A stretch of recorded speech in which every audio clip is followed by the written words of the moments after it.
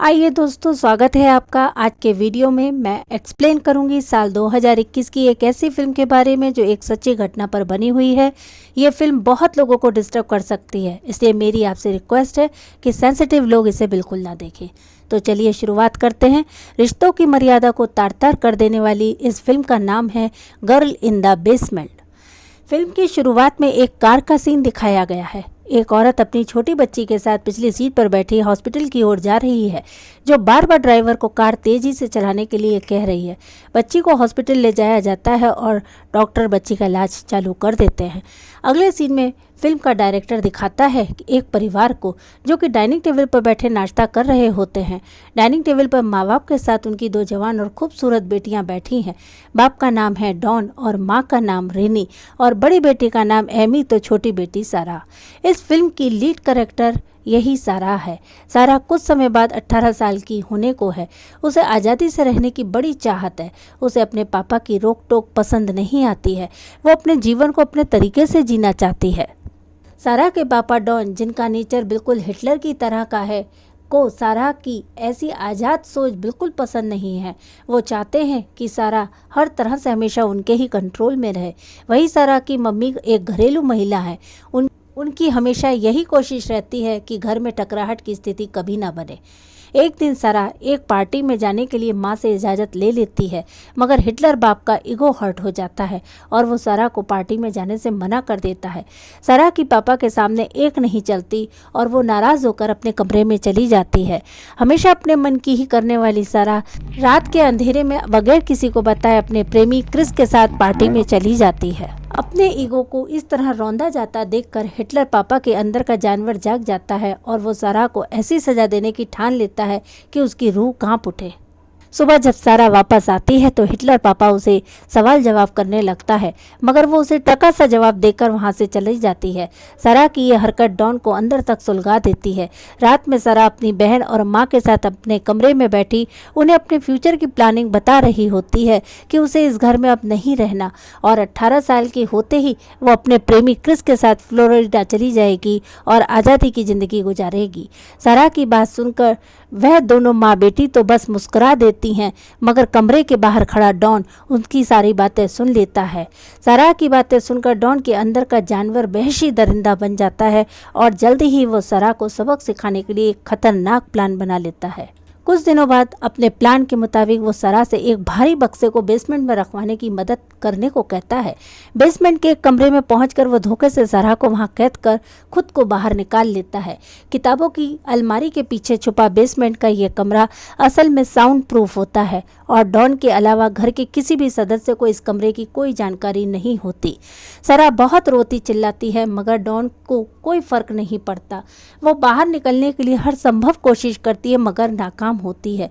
काफ़ी रात हो जाने पर भी बेटी के घर नहीं पहुंचने से डरी माँ पुलिस को बुला लेती है, मगर हिटलर पापा पुलिस को ये बोलकर चलता कर देता है कि सारा काफ़ी दिनों से घर से भाग जाने की बात कर रही थी। पुलिस वाला उन्हें कुछ दिनों तक सारा का इंतजार करने की सलाह देकर वहां से चला जाता है। नीचे जाकर डॉन सारा को बताता है कि कमरे के डोर पर डिजिटल लॉक लगा है और उसका पासवर्ड वो रोज बदल देता है। अगर सारा ने 3 बार गलत कोड डाला तो कमरे की इलेक्ट्रिक सप्लाई बंद हो जाएगी, जिससे एग्जॉस्ट फैन भी बंद हो जाएगा, जो कि इस कमरे में ऑक्सीजन पहुंचाने का इकलौता साधन है, और कमरे में ऑक्सीजन नहीं पहुंची तो वो मर जाएगी। धीरे धीरे कई दिन बीत जाते हैं और सारा समझ जाती है कि हिटलर की इच्छा के बगैर वो वहां से कभी बाहर नहीं निकल सकती, मगर हिम्मत नहीं हारने वाली सारा को एक दिन खाने पीने के सामान में से एक स्टील का केन मिलता है, जिसका ढक्कन निकालकर वो उसे एक नुकीला हथियार बना लेती है। जैसे ही डॉन कमरे में आता है वो उस पर अटैक कर देती है, मगर शातिर डॉन उसके अटैक को नाकाम कर देता है और गुस्से में आकर उसे दीवार की तरफ धकेल कर उसे पीछे से दबोच लेता है और उसे अपनी हवस का शिकार बना लेता है। लाचार सारा कुछ नहीं कर पाती। डॉन के कहने पर अब वो उसे पापा की जगह डॉन कहकर पुकारती है। गुजरते समय के साथ सारा अब खुद को हालात के भरोसे छोड़ देती है।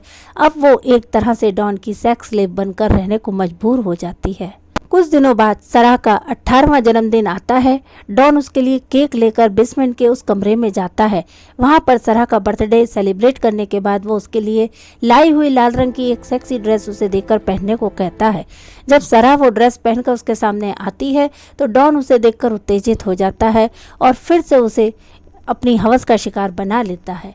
कुछ महीनों बाद सराह प्रेग्नेंट हो जाती है और कैद का 1 साल पूरा होते होते वो एक बच्ची को जन्म दे देती है, वो भी बगैर किसी डॉक्टर या बगैर किसी इंसान की मदद के।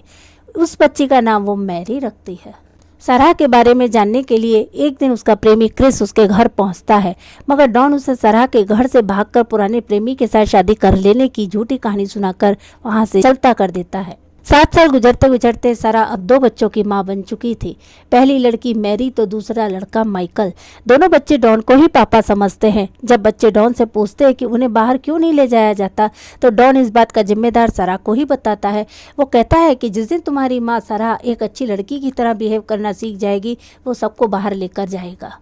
कई सालों बाद एक बार फिर सराह का प्रेमी क्रिस उसकी एक झलक पाने की उम्मीद से उसके घर पहुंचता है। वहाँ उसकी मुलाकात सराह की सिस्टर एमी से होती है। बातों बातों में एमी को पता चलता है कि उसके पापा ने सराह की घर से भागकर शादी करने की एक झूठी बात क्रिस को बताई थी, तो उसे हैरानी होती है। अब एमी को अपने पापा पर शक होने लगता है। जब वो ये बात अपनी मम्मी को बताती है तो दोनों मिलकर डॉन से सवाल जवाब करते हैं, मगर चालाक डॉन उन्हें शब्दों में उलझाकर चुप करा देता है। इस दौरान एमी को बेसमेंट की चाबी नजर आ जाती है। वो बेसमेंट में जाकर सराह को ढूंढने की पूरी कोशिश करती है। तभी वहां पर डॉन आ जाता है और उसे बेकार का शक न करने की बात कहकर वहां से रवाना कर देता है। कुछ समय के बाद सराह को एक और बच्चा होता है जिसका नाम थॉमस रखा जाता है। सराह किसी तरह थॉमस को अपनी नानी के पास भेजने के लिए डॉन को मना लेती है। थॉमस को एक टोकरी में रखकर खुद के ही घर के बाहर रख दिया जाता है। टोकरी में सराह के हाथों लिखी एक चिट्ठी होती है। इसमें लिखा होता है कि वो खुश है, अपने प्रेमी के साथ रह रही है, मगर इस हालत में वे बच्चे का खर्चा नहीं उठा सकती है, इसलिए थॉमस को उनके पास भेज रही है। उसके आने तक इसका ख्याल रखा जाए। सराह ने चालाकी से उस टोकरी में एक और चिट रखी होती है अपनी माँ के नाम, जिसमें उसने लिखा होता है कि वो बेसमेंट में कैद है और पुलिस को बुलाकर उसे आज़ाद करवाया जाए। मगर बदकिस्मती से वो चिट्ठी उसकी माँ के हाथ लगने के बजाय डॉन के हाथ लग जाती है। सराह की चालाकी से नाराज डॉन नीचे जाकर एक बार फिर सराह को वही लाल ड्रेस पहनाकर उसके साथ बलात्कार करता है। समय गुजरता जाता है और सराह को बेसमेंट में बंद हुए 17 साल गुजर चुके होते हैं। एक दिन उसे बेसमेंट में बरसात की वजह से पानी टपकता दिखाई देता है। सराह को बाहर निकलने के लिए एक नई उम्मीद की किरण नजर आती है। वो छोटी सी दरार को चम्मच से खुरचकर इतना बड़ा बना लेती है जिससे कि वो बाहर की तरफ रोशनी द्वारा सिग्नल फेंक सके। उसके फेंके सिग्नल को देखकर सड़क पर टहलता एक आदमी उसके घर आता भी है, मगर दुर्भाग्य से दरवाजा डॉन ही खोलता है और उस आदमी को समझा बुझाकर टरका देता है कि इस हरकत पर डॉन उसकी जोरदार पिटाई कर देता है, जिससे प्रेग्नेंट सराह कुछ दिनों बाद एक मरे हुए बच्चे को जन्म देती है, जिसे डॉन घर के ही गार्डन में दफना देता है। 3 साल और इसी तरह गुजर जाते हैं। अब सराह को बेसमेंट में 20 साल हो चुके हैं।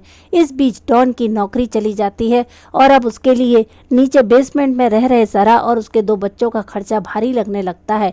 एक दिन वो कार का जहरीला धुआं बेसमेंट में पहुंचाकर उन्हें मार डालने की कोशिश भी करता है, मगर सफल नहीं हो पाता है। एक दिन सराह की बड़ी बेटी मैरी को अस्थमा का दौरा पड़ता है।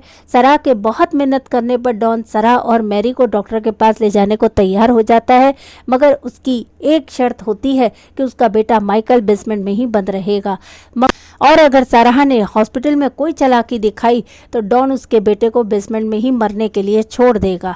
मजबूरी में सराह और क्या करती तैयार हो जाती है। फिल्म की शुरुआत में कार में हॉस्पिटल जाने का जो सीन दिखाया गया था वो यही सीन था।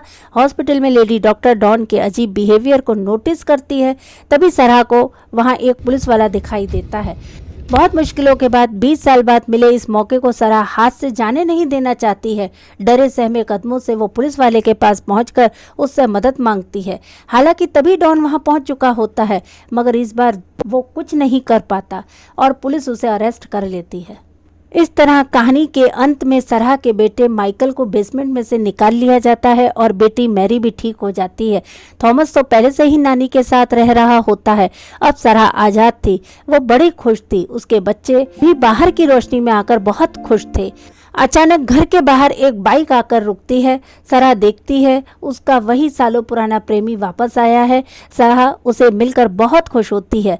क्रिस उसे 20 सालों से सरहा के लिए संभाल कर रखा गया हेलमेट गिफ्ट में देता है और दोनों आंखों में नए जीवन के सपने संजोए हुए एक लॉन्ग ड्राइव पर निकल जाते हैं। बस फिल्म यहीं पर ख़त्म हो जाती है एक हैप्पी एंडिंग के साथ।